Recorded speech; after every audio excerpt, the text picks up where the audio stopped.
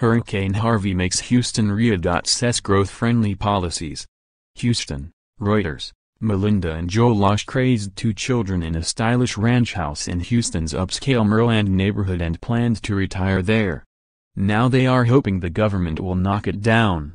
After Hurricane Harvey pushed oily floodwaters into their house in August, the Loshaks asked local officials to buy them out, joining more than 3,000 other Houston area homeowners who grew weary of ripping out waterlogged drywall and ruined refrigerators after 3 devastating floods in 3 years.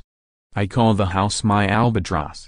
It just follows us, it's hanging from our necks, pulling us down," said Melinda Loshak, 61.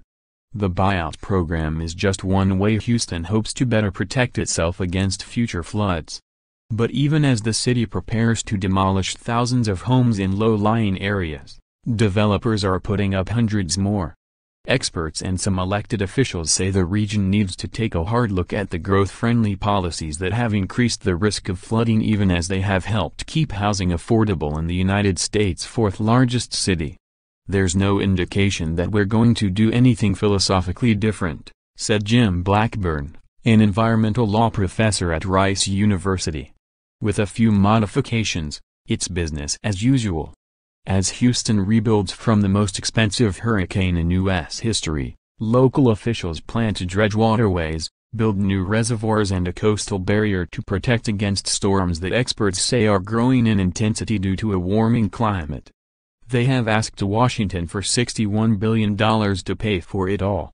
Some local leaders, such as Harris County Judge Ed Emmett, have called for development rules to be tightened and for new taxes to fund flood defenses. Houston Mayor Sylvester Turner recently said his government would take a closer look at development projects.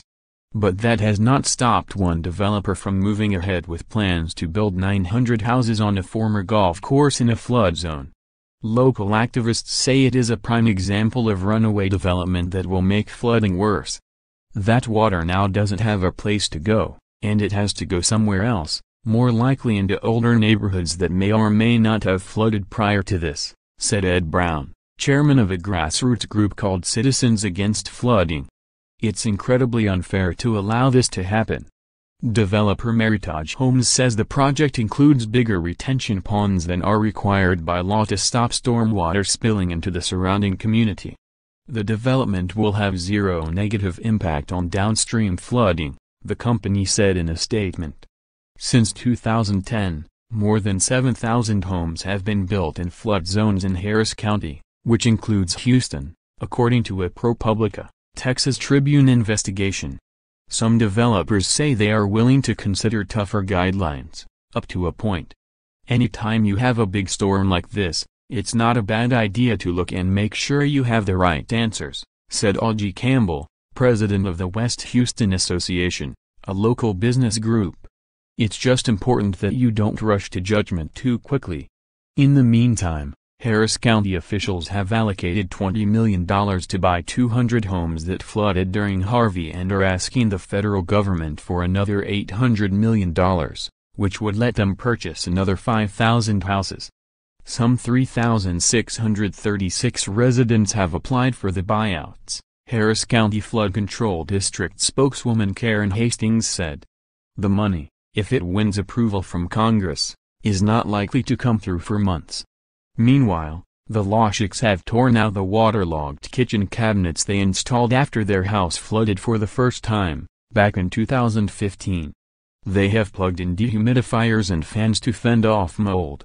They do not want to have to rebuild again. "I just would like it to be gone, because it's so stressful and depressing to see the house and see the neighborhood and know that it's just going to happen over and over again," Melinda Loshak said. Reporting by Andy Sullivan. Editing by Daniel Wallace and Cynthia Osterman.